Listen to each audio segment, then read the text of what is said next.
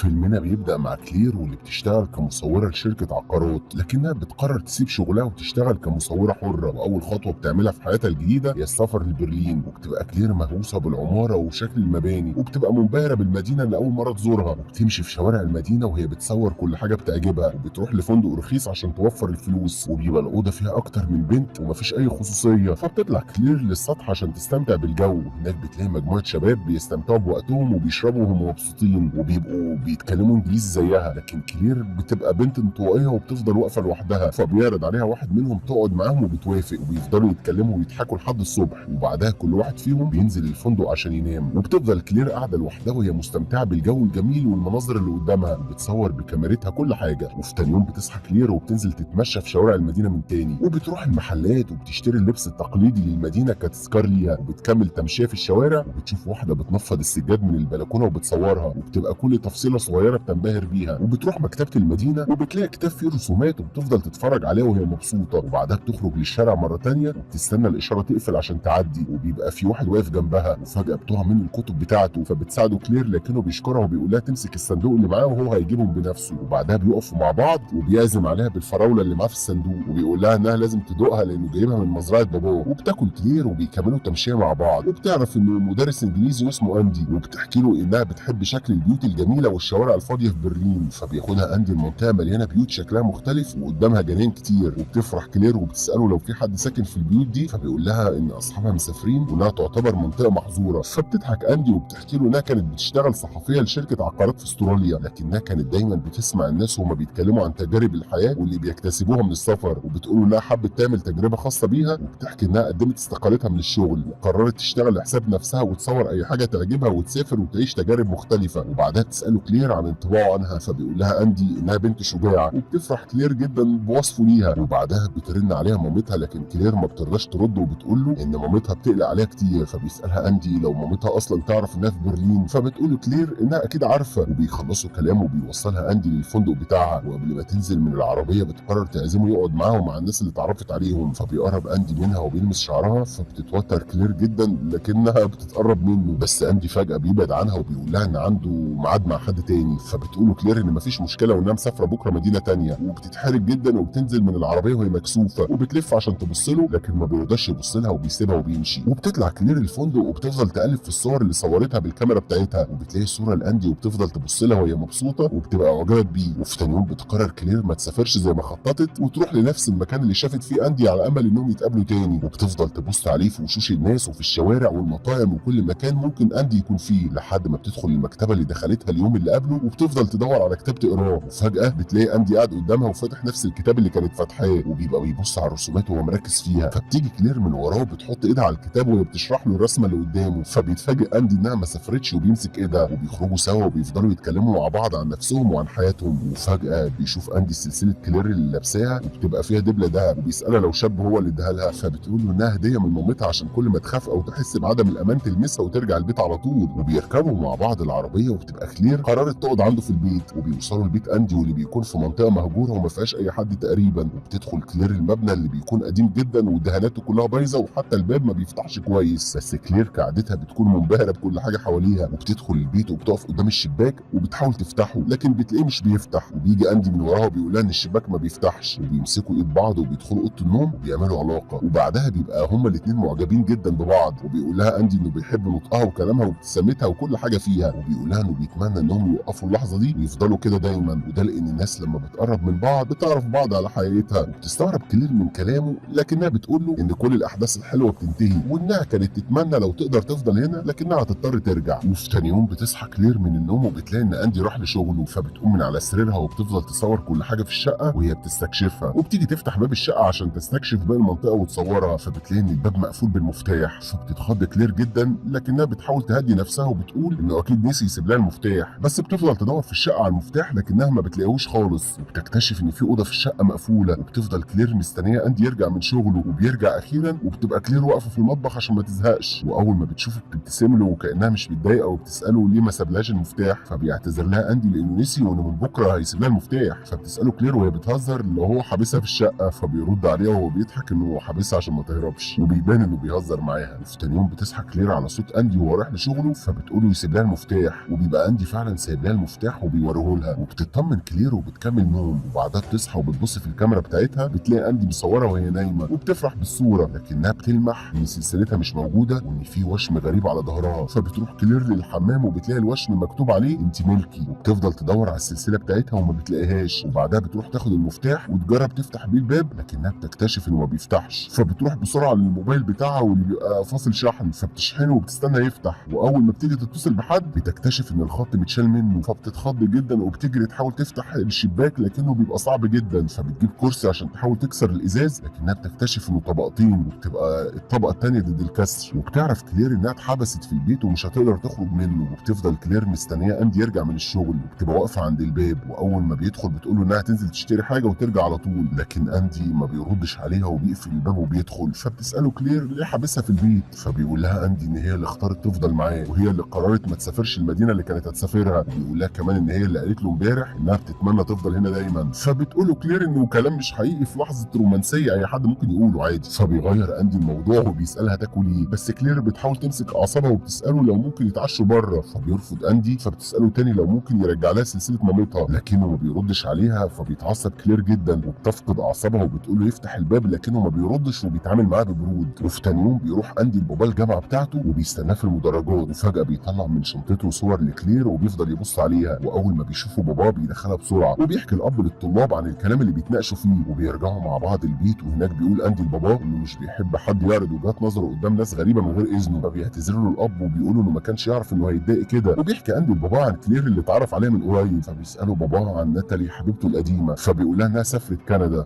وبيستغرب بابا لانه ما حكالوش. وبيحكي اندي عن كلير وبيقول انها استراليه. فبيساله بابا عن سبب اختياره للاجانب، فبيقول له اندي انها مش مسافره وانها عايشه في المانيا. وبيبقى اندي واقف عند الحوض فبيشوف قماشه وبيفتكر اللي عمله في كلير، وبيبقى غير لها هدومها وربطها في السرير وحط تحتها اكياس بلاستيك عشان لما تعمل حمام. وبيرجع اندي للبيت وبيفك كلير اللي ما بترضاش تتكلم معاه او تبص له، وبتدخل تستحمى وبتبقى مش قادره تتحرك لانها بتكون متكتفه طول اليوم. فبتقعد جوه البانيو وفجاه بتلاقي شعر بس مش شعرها، وبتفهم ان اندي ممكن يكون بيعمل كده مع اكتر من بنت قبلها. وبترجع كلير سريرها وقبل ما اندي يربطها بتقول له انها كده كده مش تقدر تهرب. فبيسيبها اندي من غير الحبل وبيبقى جايب لها بازل عشان تتسلى فيه. وفي تاني يوم بيروح اندي شغله، وبتقوم كلير تدور على اي حاجه عشان تفتح بيها الباب، وبتلاقي مفك تحت الكنبه وبتقرر تستخدمه. وبتستنى اندي لما يرجع من شغله، وبتمثل انها مبسوطه وبتلعب بازل اللي اندي جابه لها، وبتنادي كلير عليه عشان يساعدها. واول ما بيقعد اندي جنبها وبيحط ايده على الترابيزه بتضربه كلير بالمفك وبتاخد منه المفتاح وبتطلع تجري على باب الشقه وبتقدر تفتحه وبتنزل على السلم. وبيقدر اندي يشيل المفك من ايده وبيجري وراه بسرعه، وبتكون كلير وصلت لباب العماره لكنها بتلاقيه مقفول فبتحاول تفتحه. واول ما بيفتح معاها بيلحق اندي يوصل لها وبيقفل الباب على ايدها وبيكسر صوابعها، وبتعيط كلير من الالم. فبيمسك اندي صوابعها المكسوره وبيرجعها لها مكانها وبيغمى على كلير من الالم. وبعدها بتفقد كلير الامل وبتحاول تتعود على حياتها الجديده. وفي مره بتقول كلير لاندي انها مفتقده مامتها جدا، فبيقول لها اندي ان هي ما بقاش عندها غيره دلوقتي، وبيقعدها على الكرسي وبيفضل يصورها، وبيبقى بيتصرف بشكل مش طبيعي وهي مش عارفه هو بيعمل كده ليه، مع انه بيكون مهتم بيها جدا لدرجه انه بيشوفها وهي بتكسر ضوافرها باسنانها فبيجيب المقص وبيقصهم لها بنفسه. وبيبقى اندي بيشتغل شغل تاني جنب التدريس وبيبقى كابتن كره سله، وفي التمرين بيشوف بنت جميله وبيعجب بيها وبيفضل يبص لها، فبتاخد البنت بالها منه وبتكون مبسوطه. وبالليل بيدخل اندي كلير الحمام وبيحميها بنفسه، وبعدها بيقص لها شعرها وبيصورها تاني. وفجاه الباب بيخبط فبتفرح كلير جدا وبيسال اندي اللي على الباب هو مين، لكن بتطلع الطالبه اللي اعجب بيها في الملعب. فبيروح يفتح لها وبيقول لكلير انها لو عملت اي صوت هيضطر يقتلها. فبتخاف كلير عليها وما بترضاش تتكلم، وبيخلي اندي البنت تمشي بعد ما احرجها وقال لها انه ما يقصدش يبص لها وانه كان معجب بس بطريقه لعبها. وبتسال كلير اندي عنها فبيقول لها انها طالبه عنده اسمها فرانكا. وبتبتدي كلير تستسلم للحياه اللي هي عايشاها وبتحاول تتاقلم. وبتعدي الايام وبيروح اندي لبيت باباه وبيلاقيه ميت، فبيفضل سايبه يومين في مكانه وبيفضل يطبخ ويعزف لحد ما بيزهق وبيقرر يكلم حد يجي ياخد جثته. وبيبقى اندي ما رجعش البيت لمده طويله وبتفتكره كلير انه مش هيرجع تاني وبتكون مستريحه. واول ما بيرجع بياخدها في حضنه وبينهار، فبتحضنه كلير وبيرجعوا لبعض تاني، وبتعيش كلير معاه كانها مراته. وبيجي الكريسماس وبيشتري اندي لكلير هديه عباره عن كتب كتير وبتفرح كلير بيها جدا. وبعدها بتساله عن البنت اللي قبلها، فبينكر اندي ان كان في اي بنت قبلها، بس كلير بتكون عارفه انه بيكذب. وبتساله بعدها عن ازاي هو اختارها، فبيقول لها انه شافها وهي ماشيه في الشوارع وفجاه وقفت وبصت على ست بتنفض السجاده وصورتها، ومن ساعتها هو اعجب بيها وقرر يعيش معاها. وفي ليله من ليالي الكريسماس بيبقى اندي بره البيت وفجاه بيشوف بنت واقفه بتتفرج على الالعاب الناريه اللي في السماء، وبيبقى الوشاح بتاعها واقع منها، فبيديهولها وبتشكره البنت وبتفضل تبص للسماء. وبيبقى اندي بيحاول يفتح كلام معاها وبيسالها عن امنيتها للسنه الجديده، فبتقول انها بطلت تتمنى. فبيستغرب اندي وقبل ما يكمل كلامه بتنادي صاحبه البنت عليها وبتسيبه وبتمشي. وبيتضايق اندي جدا اللي بيبقى باين انه كان عايزها تبقى ضحيته الجديده، وبيركب العربيه عشان يروح البيت. وفي البيت بتبقى كلير في المطبخ بتغسل المواعين، وفجاه بتلاقي نور كشاف جاي من بره الازاز وبيبقى نور العماره مقطوع. فبتفضل تعمل صوت عشان اللي مشغل الكشاف يسمعها، وبتحاول تكسر الازاز من تاني لكن الراجل ما بياخدش باله وبتفتكره كلير مشي وبتفضل تعيط. وبعدين بتلاقيه راجع العماره تاني، فبتفضل تخبط على باب الشقه بصوت عالي وبتطلب المساعده. فبيسمعها الراجل وبيطلع يشوفها وما بيكونش سامع هي بتقول ايه، لكن بيحاول يفتح الباب. وفجاه اندي بيوصل وبيبقى وراه وبيخبطوا على راسه وبيموت. وبتنهار كلير اللي كان عندها امل انها تخرج، وبيدخل اندي وبيحاول يهديها وبيقول لها ان هي السبب في موته ولازم تتخلص معاه من الجثه. وبتفضل كلير تعيط وهي بتشيل الجثه وبتنظف مكانها، وبتكتئب جدا وبتبطل تتكلم. وبتشوف اندي وهو بيربط الجثه وبيرميها في صندوق الزباله وبيحرقها كانه بيحرق اخر امل ليها. وفي تاني يوم بيبقى اندي بيقرا الجريده وفجاه بيشوف خبر بصوره كلير انها مختفيه، لكنه ما بيهتمش وبيقول لكلير تلم حاجتها في شنطه عشان هيعقم الشقه بالدخان عشان ريحه الدم. وقبل ما كلير تلم حاجتها بتشوف كراسه البنت اللي جات له البيت وقالت له انها معجبه بيه. فبتحط كلير ايديها في النار عشان تشتت انتباه اندي وبتقول له يجيب لها الكريم بتاعها. وبيروح اندي الحمام فبتسرق كلير كراسه البنت وبتكتب لها رساله وبتحط لها صوره من الصور اللي اندي صورها لها عشان تثبت كلامها. وفي المدرسه بيوزع اندي الكراسات على الطلبه، وبتفتح فرانكا كراستها وبتلاقي صوره كلير ورسالتها، فبتقرر تستأذن وتروح لها بسرعه.